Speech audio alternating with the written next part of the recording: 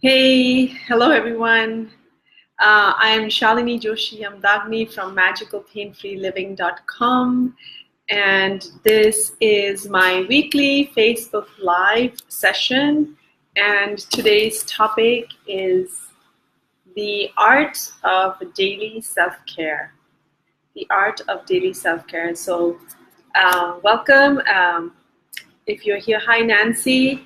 Welcome to all of these people who are joining me live right now. If you're here for the first time, my name is Shalini Joshi Amdagni. I'm an international physical and emotional pain relief expert and a best-selling author. And what I do is I help people in pain who are feeling stuck feel relief quickly so that they can get on with their lives, feeling peace and clarity. And I'm doing these weekly Facebook lives for, I don't know, maybe like 8-9 months now. Every Thursday at 11 a.m. Bangkok time. I'm based in Bangkok, and I'm always sharing a different topic and sharing things that I've learned. I've been working in this for 11 years now, so all the stuff that I've learned, I'm sharing tips and tools and stories to inspire you, to make you aware and, be in charge of your health and of your life. And so the topic today, once again, is the art of daily self-care. And so I just want to welcome all of you who are watching right now. If you're watching on the replay, hello, welcome. I watch a lot of stuff on replay as well because, you don't have the time to tune in right away. So welcome. And today's topic is the art of daily self-care. And it is a topic that we do understand, but most of us kind of overlook this in our very hectic, very busy, very full of to-do lists kind of life. And so I just want to share some light on how I see it, and hopefully you can take away something that works for you, right? Hi Sonia, you are in Dubai. I think you're in Dubai. Welcome. So nice to have you here. So it's the art of daily self-care. And, I'll begin with just sharing a little definition of what is self-care. So this is not my definition. I found it on the internet. So self-care is activities performed by an individual to promote and maintain personal well-being throughout life. Okay, there's so many different definitions of self-care on the internet as I was Googling medical self-care and, health care and all kinds of things. So that's the general idea. It's about, maintaining personal well-being throughout life. But a lot of people have like a very backwards, opinion, or attitude towards self-care. Some think it's exclusively for women, because of course women, tend to be the people who are kind of trying to do this balancing act between home and family. I don't think many men get asked the question, how's your work-life balance? It's usually women. But self-care is not just limited to women, and self-care is not, it's not just in one area. So I'm going to share a little bit about it. But before I begin, let me get back to how I used to view self-care 11 years ago. Okay, 11 years ago, I had no concept of self-care. Really, I didn't know that I'm supposed to really care for myself. I was a mom of kids who were 5 and 6 years. I woke up in the morning, jumped out of bed, without much thought, got the kids dressed for school, rushed to drop them to school, rushed to a gym. That was self-care. I think that was part of my self-care, going to the gym. And then rushed from there to work and, just got on with this stuff. I wasn't really enjoying my job, but I just got on with it and then had to rush back to be with my kids in the afternoon. And it was a lot of like robotic kind of existence. It was just, I have to do this. And gym was part of my, self-care thing, and I thought I was taking care of myself. And then when I came across the book You Can Heal Your Life by Louise Hay, I loved it because I basically healed myself out of my chronic pain. But as I was doing that, I was reading this book, and at the end of the book, she talks about her own journey of she was sexually abused and how she overcame her cancer, ovarian cancer. But at the end, she also talked about, like, this is her routine now. Every single day, she wakes up in the morning, she takes time to give gratitude, she does meditation, and her day essentially didn't start till like 10 o'clock. And I thought, really? Like, she has all this time to do this? Like, who the heck has time? So this was me 11 years ago. And now it's a very different reality for me. So I don't know what self-care means for you right now, like where you are at. I would love to know what you are doing and what your definition of self-care is for you right now. But so if you don't mind, just comment and share, what are you doing? What are you guys doing right now to that is part of your self-care, okay? So, one of the things that I wanted to share in this is what self-care is not. Because whenever you bring up this subject of self-care, and I've talked about it with friends and contacts and clients, and a lot of the mothers, I used to do a lot of workshop for moms, and they said, we feel like taking care of ourselves, we feel guilty. Right? It's like guilt, like, oh, I'm putting myself, and I'm being selfish, and I am, I should be doing things for other people. And these are all concepts that we have been ingrained with growing up, right? We've been ingrained with doing things for others is a great thing, and, put yourself back, and, put others first. And really, I might be one of the people 11 years ago who had that kind of thinking, but no more. Because here's what I wrote down, and it's a quote from Eleanor Brown. Self-care is not selfish. You cannot serve from an empty vessel. I love that. Did you hear? Can you see it clearly? Self-care is not selfish, as most people tend to think it is. I think, who the heck am I to put myself first? Who the heck am I to take care of me first, right? And I've had so many conversations, and I cannot tell you, over the 11 years that I've been working with clients with aches and pains and diseases and all kinds of things, self-care, not caring for self, is at the bottom of all the issues, because we put ourselves last. We think we have to be at the bottom of the ladder, in caring.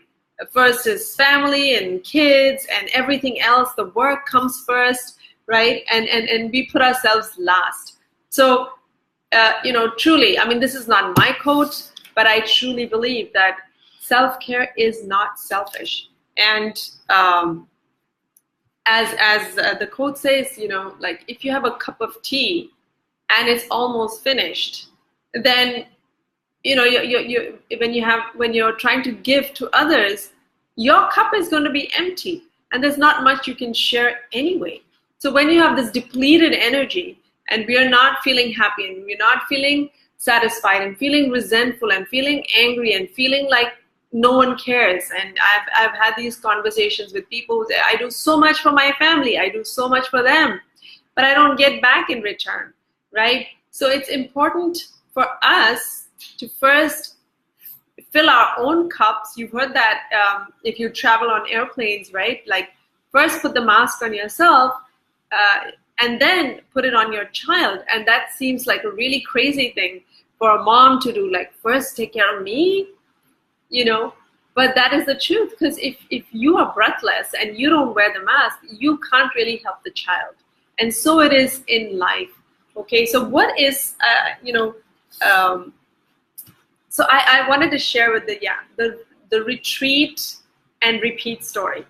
So a lot of the stories that I share with you are either experiences from the past or some recent experiences. And this was just a couple of days ago. I was sitting with someone over coffee, and he was telling me that, Shalini, he wasn't happy. He was, having challenges, as all of us do, family challenges, and just not feeling happy moving forward, just feeling like this heaviness moving forward. And he was saying, but I've done so many things. I've been to retreats, I've joined these weekend programs to help myself and work on myself. But when you come back, it's the same old crap. It's the same old stuff. And I know exactly what he's talking about, but people go away for like a week-long retreat. I do retreats, and people go back, go and do like a weekend program to help themselves, or go for a little detox, right? And then they're back in in the same life. But after a while, that freshness, that momentum from the retreat or whatever it is, it wears out, right?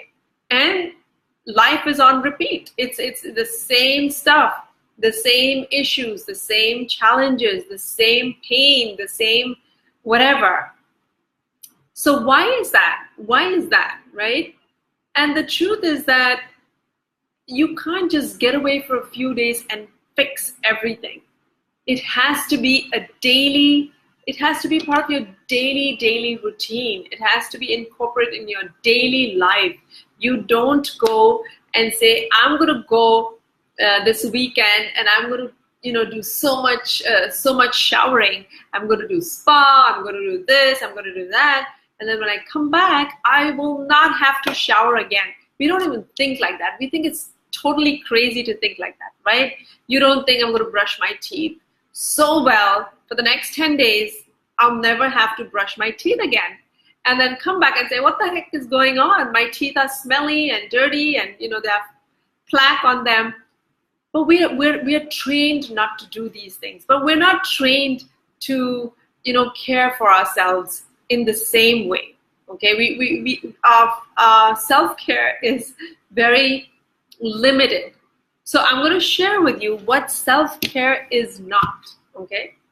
First of all, I truly believe self-care is not selfish, okay? We just said if your cup is half empty or almost nil, and then you want to help someone else, not working, because you'll feel depleted, and after a while, the person asking for help, you'll start feeling resentful, you'll be, you won't have the energy. You won't have the energy that to share, because you don't have any for yourself. You're drained, you're exhausted, you're in pain, you're in disease yourself, right? So self-care is definitely not selfish. It's not a luxury. A lot of people think going for fancy spa treatments, treating yourself to a weekend getaway is self-care. And it's a little part of self-care. It's a very little part of self-care, okay? Because it's retreat and repeat, right? You'll come back and then it's the same crap again. The same issues, the same stuff at work, the same stuff in the family, the same stuff with yourself. So it's really not a luxury of, people who have money and who can afford this, it's not a luxury at all. It's something that is basic. It's something that is crucial. It's something that is vital to your health and well-being. It's not an indulgence, okay? It's not an indulgence. It's like, okay, let me indulge in a spa today, or let me indulge. It's not an indulgence. You need discipline. It's about discipline. It's about having the discipline daily. So it's kind of boring, right? Self-care is not this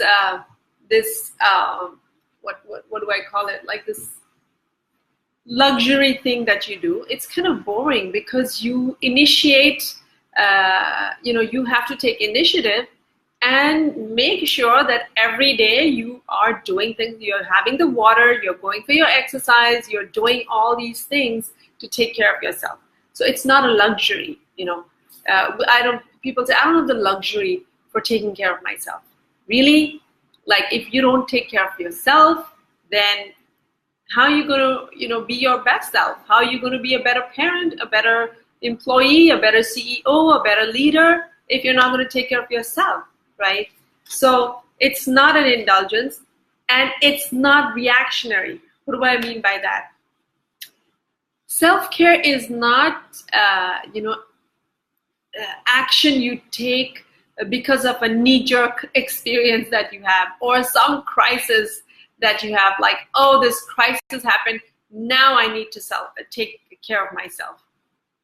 One of the Facebook lives I did early last year in 2017, I was talking about the emergency landing story, emergency landing in Iceland story. And it's exactly this reactionary kind of thing where this airline, what was it? I'm not sure what the airline, it was Emirates, or I was flying from Dulles Airport in Washington, D.C. to Tokyo and back to Bangkok. And they, in the middle of the air, they realized that none of the toilets were working. And they realized that the septic tanks of the airplane had not been offloaded at the Dulles airport, and so we are in midair just 2 hours into our journey of a 15-hour journey, and now nobody can use the toilets, and we have to make an emergency landing in Iceland. They had to dump fuel in the middle of the air. So look at all the costs, right? The cost of the fuel, the cost of your customer satisfaction, the cost of landing the plane, the cost of extra lunch and rerouting everybody, and it's just chaos. So if you're not going to be regular and in checking in and doing the daily stuff, like you've got to check in and see, did they empty the sewage tank or not? And if you don't do that, if you just react to situation, then it costs a lot. It costs your energy, it costs you your time, it costs money, it costs, ruined relationships. I don't know. So don't think of self-care as something you do when something goes wrong, when life is chaotic. Now you really got to take care of yourself. So please don't be reactionary about self-care. And once again, it's not limited to physical care, okay? And I am a great example of that, because 11 years ago, I was, I told you my life was very robotic. I just did things because I was supposed to do things. It was so, one after the other. And the only thing I really took care of was my physical health. I went to the gym, right? It made me happy for an hour, right? But I was so unhappy in my job. I was so disconnected with myself. My relationships were a mess. I hated my job. I went to office, didn't feel any inspiration, felt a complete disconnect from my work. I felt, not connected in my relationships because I wasn't happy. I was, shouting at my kids out of frustration, and everything was just going downhill. So self-care is not just limited to one area, okay? It's every area of your life. So if you here's a cute little diagram, and there may be many more spokes to this, but if this is you, right? And on a scale of 0 to 10, 10 is like, it's great, things are awesome, I'm loving it, I'm so happy, right? Which area of your life right now feels like it's like the care, the self-care is not there? Are you dismissing, like me, professionally, I was so unhappy. I was so unhappy at my job. And believe me, unhappiness at your job will give you disease and physical chronic pain. I had it, right? And or is it personal? Maybe your relationship with your spouse or your kids or your in-laws or, the loved ones around you? Are you dismissing care, taking care of yourself in your personal life or your family or your social or your spiritual? I had a complete disconnect from God. I never, I would do the religious functions. Like if it was a festival, I would do the rituals robotically, but I didn't have a regular daily connection with God. So I don't know what, have a look at this, and maybe there are other areas that you want to include in this, but take this opportunity to have a think about your own life. And when there's a dip, like my professional, it would be about a 2 or a 3 back 11 years ago. So where are you right now? Just have a think about it, right? And what was I going to share with you? So we've covered what self-care is not, right? And what is, and why bother to, to have self-care. So when you take care of all these different areas, right? You're feeling good in your professional life. You're feeling good in your personal. You're feeling connected with yourself. You're feeling happy with yourself. I wasn't feeling happy with myself. I felt like, a failure. I thought, I'm not happy. I'm not doing anything important. My life is just drifting away, and I felt worthless. And it was the same thing in my relationship with my kids. As a mother, I felt, I wasn't being a great mother. So in every area of my life, I was not feeling good. So what if self-care is, it's a holistic approach to taking care of yourself, not ignoring one area of your life and dismissing it, because whatever you dismiss, it grows bigger, and then it shows up in all kinds of imbalances in your life, right? So you want to take care of all these areas. It's like the spokes of the wheels of a train. If one wheel is off balance, eventually the train will go, something will go wrong with the train, right? It's just one piece, but it'll mess up the whole thing. So you want to include every area, okay? Don't dismiss anything. And here are 7 tips. Okay, I'm just looking at, I've written here, go beyond massage and green juices. Some people, say, I'm taking care of myself. I have juices every day. I go for massages every now and then. I'm so blessed to be in Bangkok, but that is not self-care. I mean, that is, but it's just a tiny bit, okay? So you want to take care of all the areas. And here are my tips. And I've, these are just things that I do. I'm sure there are things that you do that are working for you. Please keep doing that. And if there is something you can take away from here, most welcome to do that. But let me just begin with what I'm doing. So number 1 for me is a grounding morning routine. This is, I think, one of the most important things, because, if you move forward, just jumping out of your bed and scrambling to do the different things and sending the kids off to school, I call it scattered energy, right? It's scattered. You move forward in this haphazard energy, and whatever you're doing right now is creating what's coming ahead in the day. Have you noticed when you, it's like that phrase when people say, when you step out on the wrong side, like everything else goes wrong. So I can't emphasize enough. I think this is not just my practice. This is anybody who has any success. They definitely have a great morning routine. Thank you for the loves and the likes.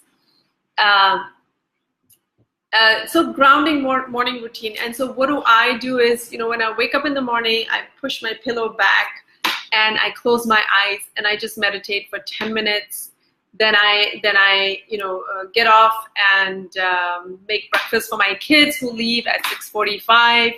And once they're off and my husband's gone and I'm done with the breakfast, I come out in my balcony and Number two, I'm doing clearing. Okay, clearing. And it's not just clearing the house and tidying the beds and fixing things, the mess in the house, physical, that is part of the clearing, right? But I also sit to clear my mind, my thoughts, my feelings, right? So here's what I do in clearing. I do a scan, a physical scan, a mental scan, emotional scan. And what do I mean? So when I close my eyes, I do a scan of my body, maybe from the top of my head to my feet, and just noticing, where do I feel pressure?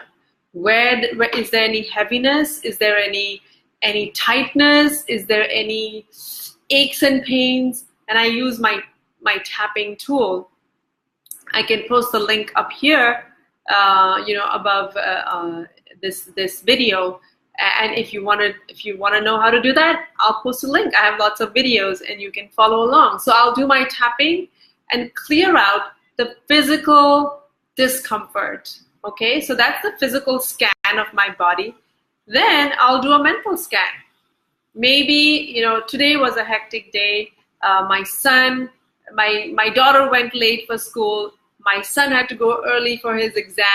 He's back at home in one of the rooms. And there was a flurry of different things going on. So every day is different, right? And what's going on in your life every day is different. So what's going on in your head every day is different. So for me, I just had to clear out the worry. I hope, I hope he doesn't ring the bell when I'm doing my Facebook Live, or, just little silly, stupid things that may be on my mind, or it could be the to-do list. I have to do this today, I have to call this one today, and is any of this thing that I have to do, is it giving me any kind of stress? Do I have to write an email that is making me upset or stressed out or feeling anxious? Anything that is ahead in the day that's giving me anxiety? So I'll tune into that, and I use the tapping technique, okay, and I clear that. I'll tune in emotionally. How am I on a scale of 0 to 10? I love this 0 to 10 scale. So I'm going, how am I feeling right now? Am I feeling low? Am I feeling worried and I'm feeling anxious? Am I feeling haphazard? Am I feeling scattered, right? And so I will tune in and use the tapping process to clear it. Now I know there's lots of clearing techniques out there on the internet. You are, use what works for you. Tapping works absolutely phenomenal for me. So that's the clearing. So that's that. And when you are clear, right? When you meditate and you are clear, you don't have that the tension, the resistance, the worry, the doubt, the fear. Then you are in flow, right? The energy is flowing, and that is what it means to be in flow. It's like everything is flowing. And when you are in a state of flow, everything works in your life. The relationships work, your health works, the customers work, the clients, everything flows. It's like the saying, go with the flow. So I do the clearing process to go with the flow, right? The inspiration comes, the ideas come. But when you have all these jams in your system, you're blocking yourself from going with the flow, okay? So clearing, and it's not just emotional, physical, mental, spiritual cleaning, but also the house cleaning. If your house is a mess, if you've got stuff just stacked up and you've got stuff that you don't need that's filling your rooms and your drawers, it's still your energy. It's your space and you have the same energy. So if you don't have a clear house with things neat and clean, and I'm not saying it has to be 100% all the time, but you know how it is, a messy room, a messy desk, and you don't have clarity and you don't have focus because there's so many things distracting you, and it's the same with your space. So number 2 was clearing. Number 3 is embrace uncertainty. Now these are all tips for self-care, okay? And what do I mean by embrace uncertainty? I'm feeling calm and I'm feeling happy right now, and everything's working so far in my life today. But I don't know by this afternoon if something shows up that upsets me.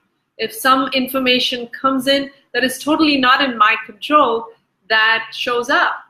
And so am I going to be depressed? Am I going to be angry? Am I going to be pissed? And am I going to be like thrown off my grounded, my my still place?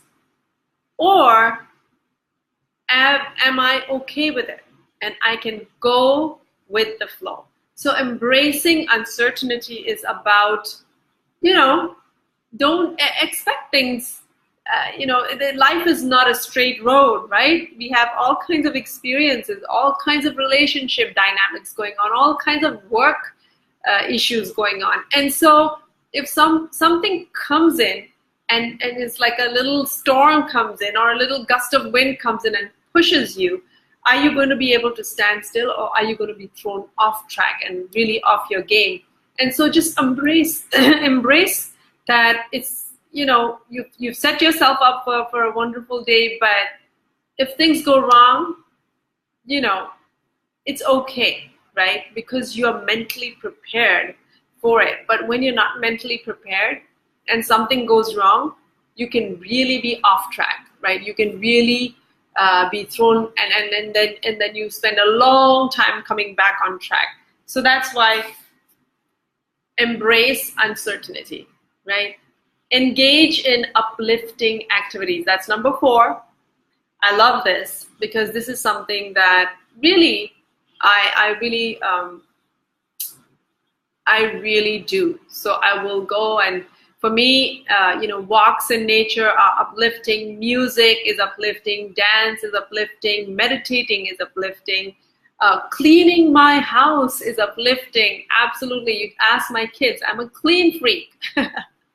I love cleaning my house. Then I go with an incense and clear the energy of every room. I love that. It makes me feel very happy because truly, truly, truly, I believe that my body is a divine temple, and it's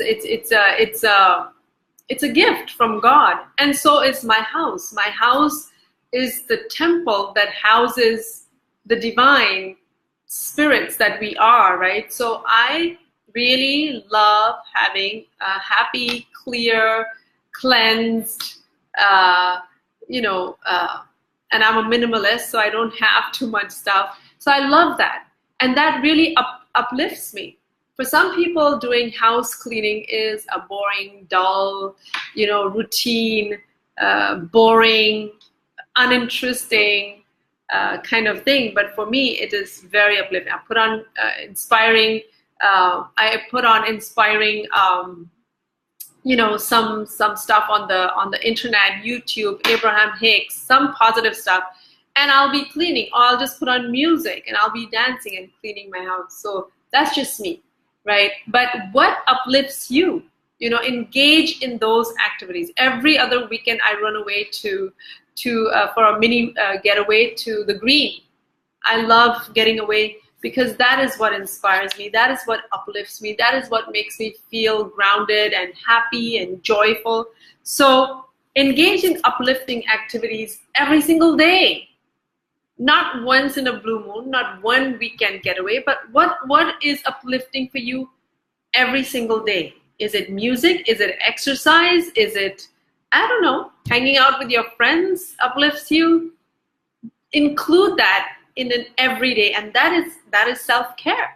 You're caring for yourself, and you're caring for what's important to you, and you're caring for what feels good for you. Okay? So that's engage in uplifting activity. Be easy on yourself. Be easy on yourself. Okay? So, back in the days, 11 years ago, when I used to be a monster of a mom to my kids, I was screaming and then I would beat myself up, right? I'm such a horrible mother.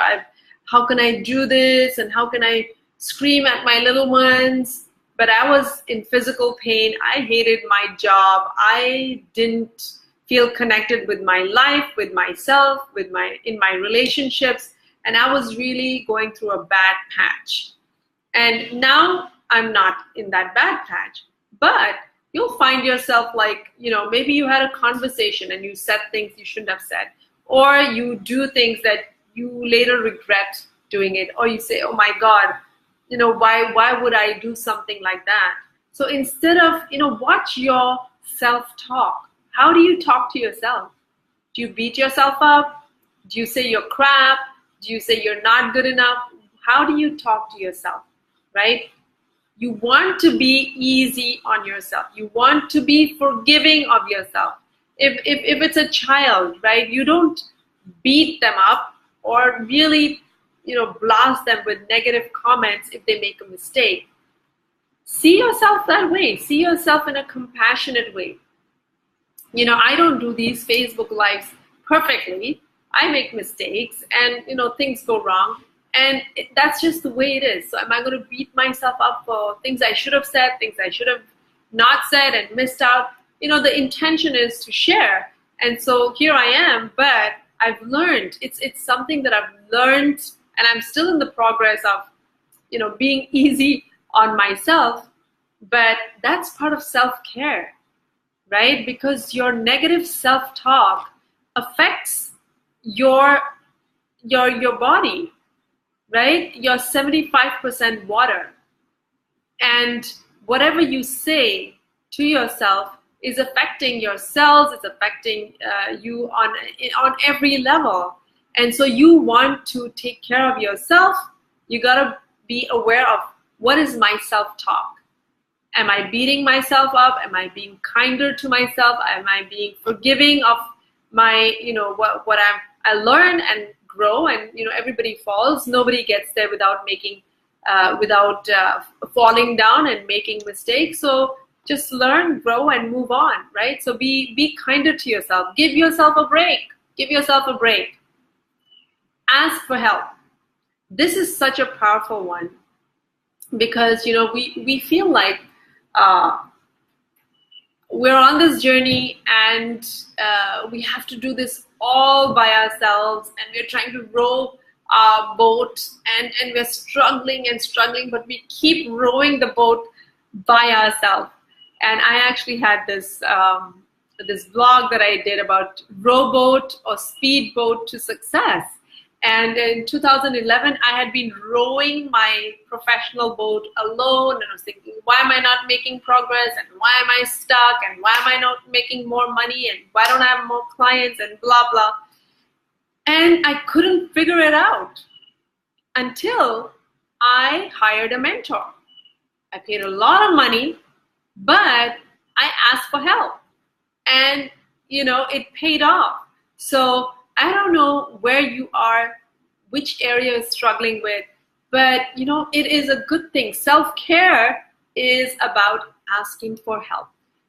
It's not a bad thing, right? If somebody reaches out to you for help and you can help them, then you feel good, right? So it's a good thing for both people, because you're reaching out, and somebody who is in a position to share tips, tools, or whatever it is that you need, it's a win-win.